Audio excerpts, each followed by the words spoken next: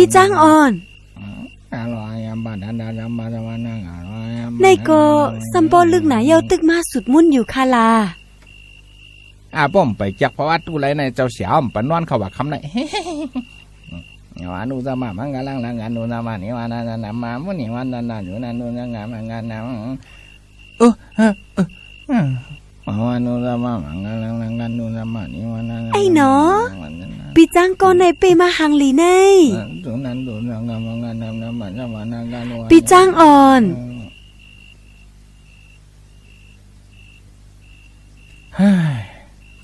ปีเฮาถวยเจอลงเฮ็ดสังลาเจ้าตัวในตะไก่ยิ่งในจิ๋วอ้วนนั่นแหละอาลูปีจ้างสุโมตอกปีต่างให้ห้าในมออยู่อิดวัดอ่ะเจ้าตัวในตะกาในปอเจ้าเมเจ้าหรือบอกเคลื่อนมาโยไอ้เนาะปีจ้างรัดป้อตันตาหันคายาปอเจ้าแม่เจ้าน้องในปีกินน้องไรน้องไรไปมาออำทางเสียอีดว่าดีเลยทบปีจังไปเนาะ